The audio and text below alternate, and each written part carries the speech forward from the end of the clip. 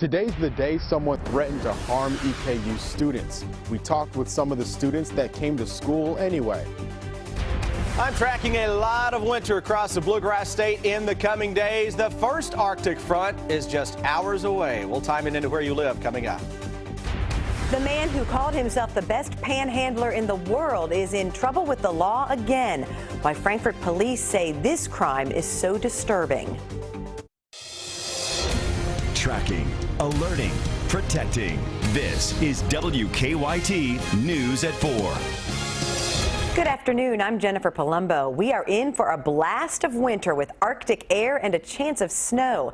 But this afternoon, temperatures are in the mid-40s in Lexington and in the 50s in some other places. You're looking live at Triangle Park in downtown, which could look different 24 hours from now. Chief Meteorologist Chris Bailey is tracking what's coming on First Alert Defender. But Chris, it's a nice afternoon. Yeah, it's a very nice afternoon, but I'll tell you, Jennifer, you mentioned it's going to look a little different. It will look different by tomorrow morning with snow squalls, gusty winds, and Arctic air arriving into the Bluegrass State. That front is just into the Ohio River counties as of now. Cold air is lagging behind it just a little bit, but you notice a wall of clouds coming on in from northwest to southeast as well.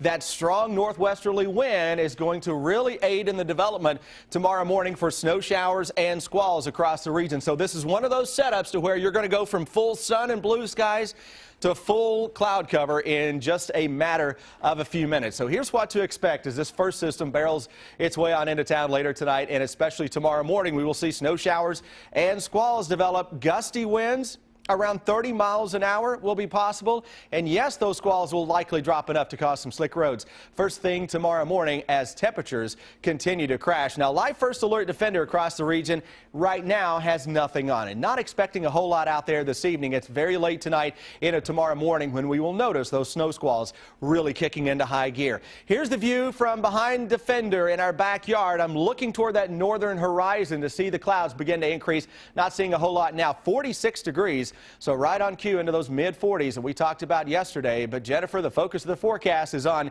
rounds of Arctic cold and snow squalls. It's not just one and done this go around. We'll explain coming up. We'll see you in 15 minutes. Thanks, Chris. Extra patrols and security are in place this afternoon at Eastern Kentucky University because of a threat found in a campus bathroom last week. This is the message we first showed you yesterday that said students would be killed today. Sam Smith is in Richmond where police are standing by. It's our top story at 4. Today was an odd day for students that chose to come to campus. They described it as a ghost town. It looks dead today. Popular, heavy traveled areas like around the Powell building were empty with a few exceptions. Students had the option to stay home if they wanted to, if they didn't feel safe. Because this message was found on a bathroom stall on campus. Bringing gun to here, February 11th, 2015, dead students. The university considers that message a threat, one they are taking seriously. They are working with Richmond and state police on their investigation. I'm told they have received several leads on this case, but none have led to any arrests. Students I spoke with today felt safe with the added police presence. It definitely makes it feel safer. I feel more comfortable going to class with police presence everywhere. The two events tonight, the basketball game and the show at the Center for the Arts, will have an added presence also. In Richmond, Sam Smith, WKYT. Officials encourage anyone on campus to take part in the Campus Alert program called RAVE. A man who admitted to scamming people in the Bluegrass by pretending to have a disability is in trouble with the law again. Police in Franklin County arrested Gary Thompson on a rape charge. Police say the rape happened in February 2014 and was reported in May. In 2013, Thompson told WKYT he scammed people out of thousands of dollars by pretending to have a mental disability. The indictment says the rape victim is incapable of consent because they have an intellectual disability. Getting the word out about this gentleman that he's taken advantage of people that are very vulnerable or of their acts of kindness, I think that's really important, as well as holding him accountable for these charges. Coming up on WKYT News at 4:30, find out why Thompson is in jail in Meade County right now for 2 non-related crimes.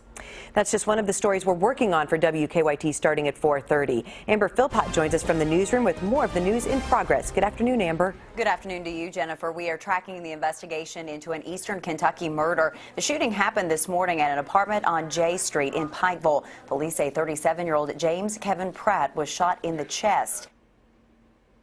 Robert Atkins at a home on Mount Martha Drive. He's charged with murder. Coming up on WKYT News at 4:30, we're going to have the very latest in this investigation from Pikeville. This morning, the victim of a car theft confronted a car thief. The victim said his SUV was stolen while it was warming up on Monday, and then he spotted it while driving this morning on New Circle in his other car. The man then followed the SUV to a parking lot off Fortune Drive where he blocked it and called police. Police tell us the man who was driving that car had implied he had a weapon and ran off. He's still on the run. Coming up on WKYT News at 5, more on why police think that car may have been involved in a few other burglaries over the past couple of days.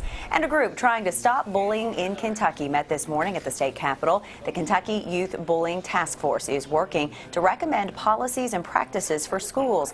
This morning, the panel heard about the adverse effects that bullying can have on a child later in life. It can lead to increased risk of everything from smoking, obesity, drug use, alcoholism, depression, and even suicide. We'll have more on their plans coming up on WKYT News at 5. That is a look at just some of the news in progress. Jennifer, back to you. Thanks, Amber. Now to stories making headlines across the nation at 4. The murder trial of the man accused of killing real-life American sniper Chris Kyle has started in a Texas courtroom. The trial comes as the Oscar-nominated movie about Kyle's life continues to rack up big numbers at the box office. Omar Villafranca reports from the courthouse in Stephenville, Texas.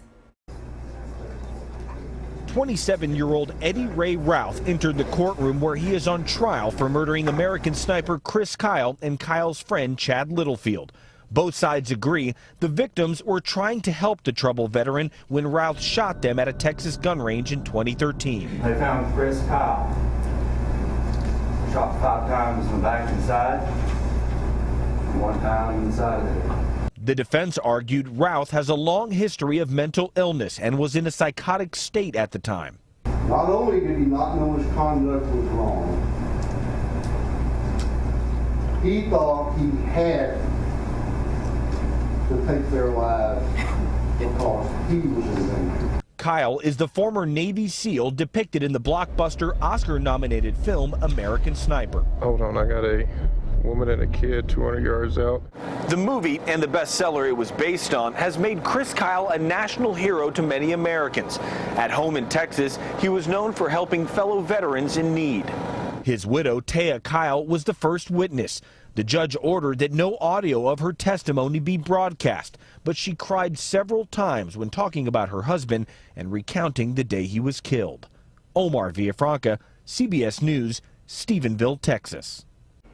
If convicted, Routh faces life in prison without parole. If he's found not guilty by reason of insanity, he could face life in a mental health facility. Investigators are looking at whether the murders of 3 members of a Muslim family were a hate crime.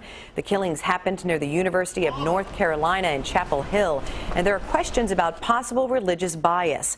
Police say the 3 victims, a woman, her newlywed husband, and her sister, were killed by a neighbor following a long-running dispute about parking.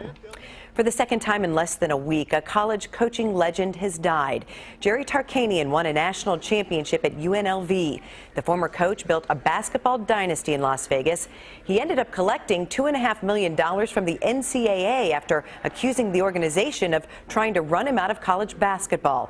He was 84. UK coach John Calipari tweeted, Hall of Fame coach and great friend Jerry Tarkanian has passed away. We've lost 2 icons in the same week. Sad week for all who love this great game. Former UNC coach Dean Smith died last weekend. A new warning for Anthem customers affected by that massive cyber breach. The federal government's scam alert next in WKYT Money Watch. And Apple makes history by taking a big bite out of the competition.